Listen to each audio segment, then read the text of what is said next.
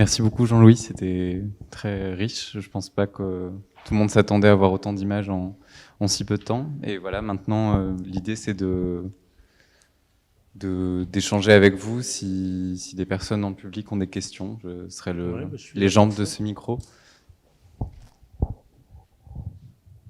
Oui, j'arrive.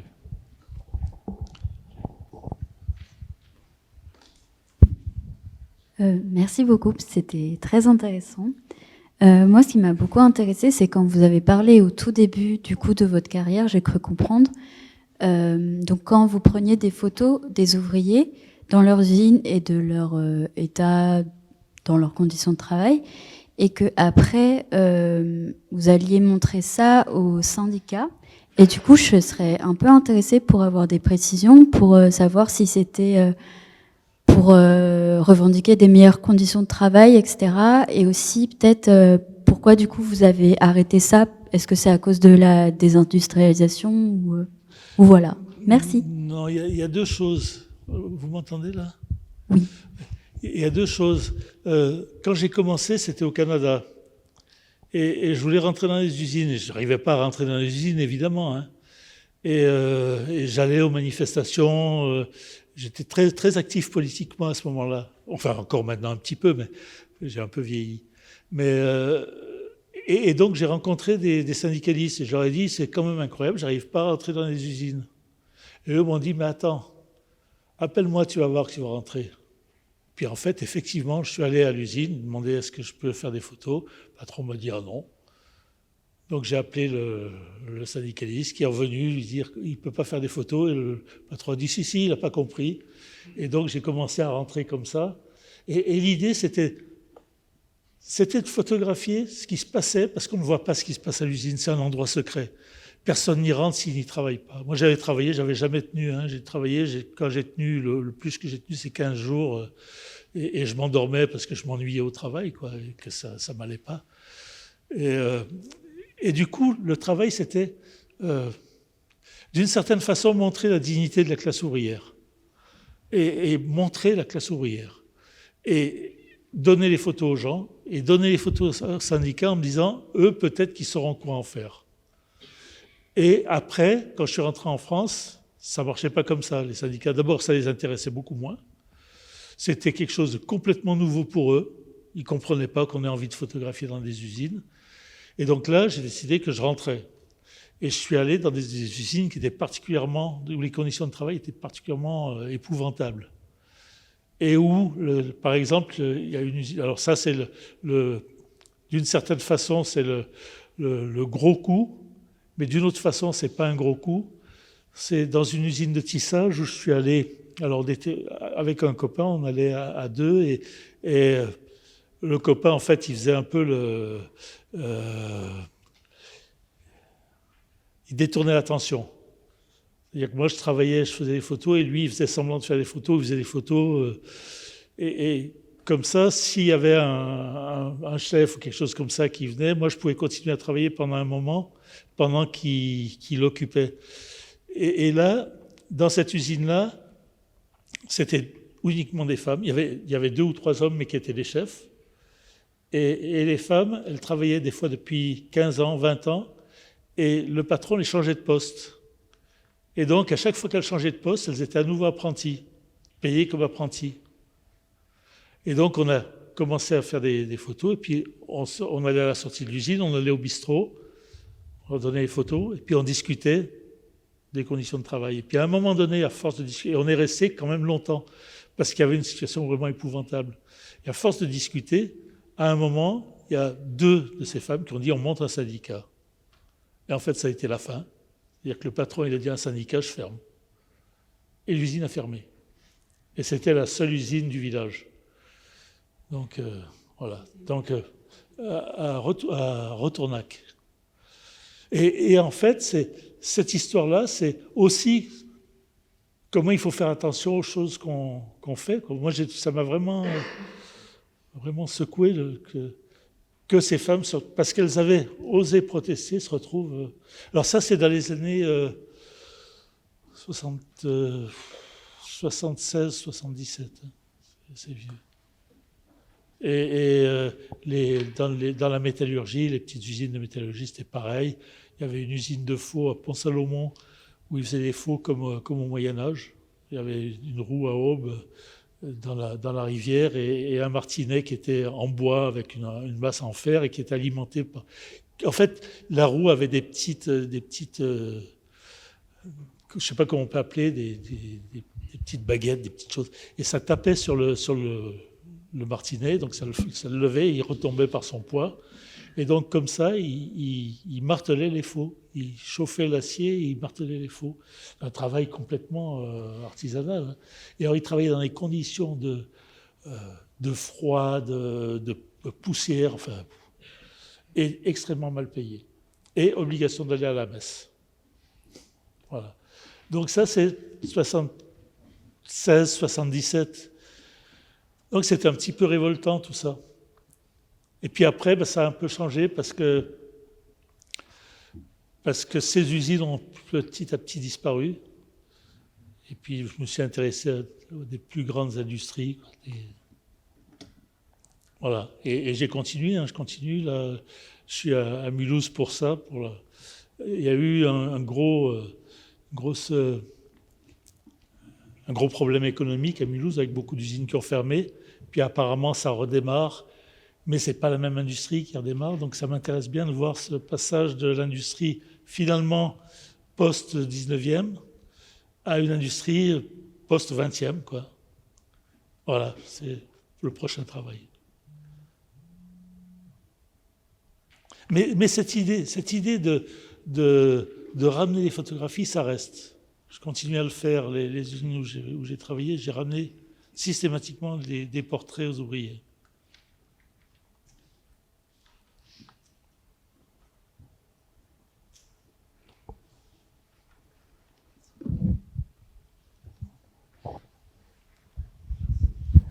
Justement, je me demandais, régulièrement vous dites que vous avez donné des images à différentes personnes. Quand c'était en argentique, j'imagine que du coup ça impliquait un travail de tirage assez conséquent. Est-ce que vous le faisiez vous-même ou alors vous faisiez faire? Oui, oui.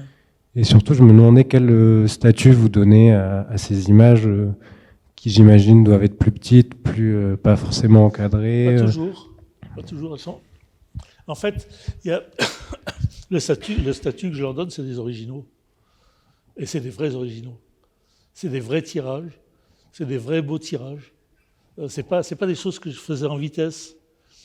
Et par exemple, quand il n'y a pas très longtemps, quelqu'un m'a dit qu'il était allé, enfin il y a quelques années, mais peut-être 25 ans après, qu'il était allé au Corbusier à Firminy, il m'a dit je suis allé chez des gens, il y avait ta photo sur le mur. Et ça, je trouve ça absolument génial. C'est-à-dire que pour moi, quand il y a ça qui se passe, je me dis que mon travail il sert à quelque chose. Et c'est pour ça que je fais des photos, que je donne des photos et je donne des bonnes photos. Le travail sur Mulhouse, par exemple, je l'ai fait en numérique et en couleur. J'ai fait une exposition de toutes les photos et j'ai demandé aux ouvriers de venir les chercher, venir les décrocher dans l'exposition. Puis il y en a 3 ou 4 qui sont venus seulement. Donc je les ai décrochés, je les ai apportés à l'usine. Mais cette idée, c'est ça, c'est que les photos, je les expose, je les montre, mais je ne leur donne pas des restes, parce qu'en fait, la destination, elle est là. Et que si j'expose après, c'est parce qu'il y a eu cette histoire-là avec les gens. Enfin, ça me paraît important.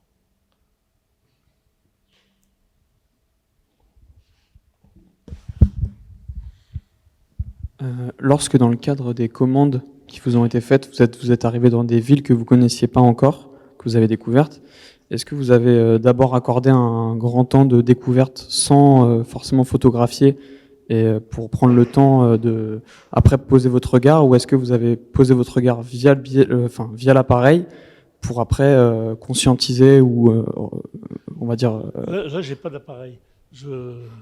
En fait, au début, j'avais toujours mon appareil avec moi, c'est-à-dire dans les années 70 jusqu'à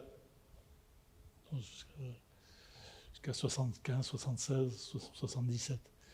Et puis après, j'ai commencé à faire des projets, et donc je ne prends l'appareil que quand je vais faire des photos et quand j'ai décidé de faire des photos. Si j'arrive dans une ville, la première chose que je fais, je prends toutes les lignes de bus et donc je sillonne la ville et je regarde. J'ai pas d'appareil. Et des fois, ça ne sert à rien parce que j'ai rien vu, parce que je trouve que c'est pas assez intéressant ou je sais pas. Mais c'est la première chose. Et après, bon, alors si je vais dans une usine, j'ai l'appareil, mais j'ai mis les conditions. C'est-à-dire que c'est toujours, d'une certaine façon, c'est un travail très, on pourrait dire conceptuel, mais c'est pas ça, mais c'est très, très raisonné. C'est-à-dire que c'est toujours défini.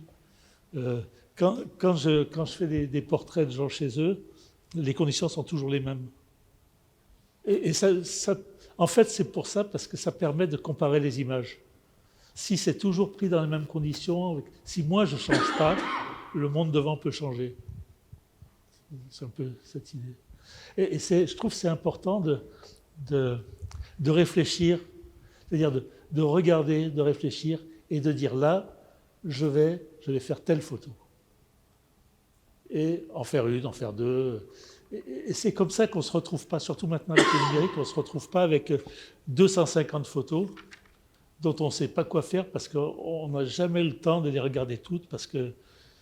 Et du coup, avec un appareil numérique, on peut très bien travailler comme on travaillait avant, à l'économie. Et ça, c'est une chose, pour moi, c'est la chose importante. Travailler toujours, pas avoir 2000 photos de... Mais du coup, vous parliez d'une de vos inspirations qui était Gary Winogrand, si je prononce bien. Et vous parliez que justement, il avait une démarche très avec des photos un peu jetées, faites un peu sur le vif. Et donc vous, au final, vous avez une démarche qui est très différente de la sienne. Oui, bien sûr, bien sûr. Mais quand j'ai vu ces photos, moi, ça m'a reculé sur le mur. Hein. C'est-à-dire que d'un seul coup, je voyais quelque chose qui ressemblait à rien, qui était tellement fort, qui parlait. Pour moi, ça parlait vraiment des États-Unis. Et comment on arrive à faire ça? Et je crois que c'est quelqu'un qui, on dit c'était jeté, c'était pas jeté en fait. Il avait une pratique, il avait mis au point une pratique, mais je crois qu'il savait très bien ce qu'il faisait. C'est-à-dire que c'est pas je fais des photos et on verra bien. Je suis à peu près sûr. Hein. Il développait pas ses films tout de suite, par exemple. Merci. Il est mort, il y avait, je sais pas, je crois 5000 rouleaux de pellicule non développés.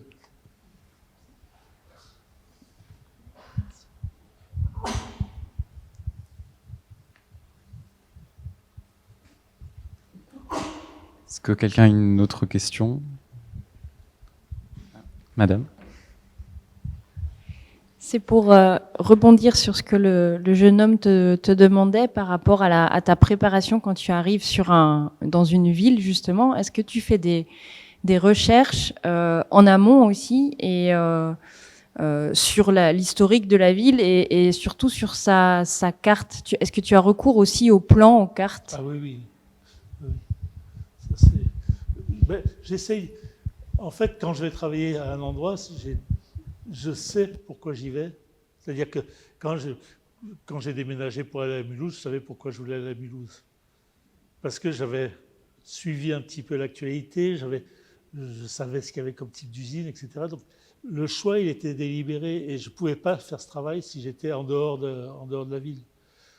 Donc il y a ça. Et puis ensuite, j'utilise les cartes, évidemment. J'utilise les cartes anciennes, c'est de voir comment la ville a évolué. J'essaye de repérer les lieux ensuite. Oui, il y a un travail comme ça. Je ne fais pas de photos du tout. C'est-à-dire que si je fais du repérage, par exemple, à un moment, j'avais essayé, parce que je trouvais ça, je me disais, c'est bien, comme ça je peux... Ben, si je fais du repérage, je fais des photos par exemple avec le téléphone, mais je serais incapable de refaire la photo proprement. C'est-à-dire qu'il n'y aura que celle-là. Quand j'ai vu quelque chose une fois, je ne le vois pas deux fois. Comme quand je raconte mes histoires, là je raconte mes histoires, la prochaine fois que je les raconterai, ce ne sera pas la même chose. Mais je trouve que c'est une chose importante pour tous les gens qui vont utiliser la photographie dans leur travail. pour des architectes, les cartes et les plans, c'est un truc absolument essentiel. Le voyage aux archives, c'est essentiel. S'appuyer sur des livres qui ont été écrits. Par exemple, à Mulhouse, il y a des historiens qui ont travaillé sur la ville. Donc, c'est bien de rencontrer ces gens, de voir ce qu'ils ont écrit, de comprendre un petit peu l'histoire de la ville. Et puis ensuite, observer, quoi. Et définir après le travail et dans quelles conditions il se fait. Et c'est jamais pareil, en fait. Chaque ville est particulière, quoi.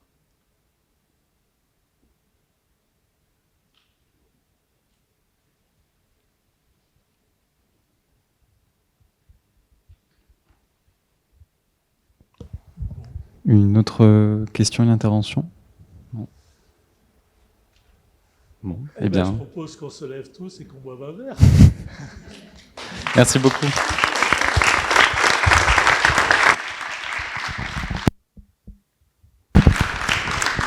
Merci à vous en tout cas.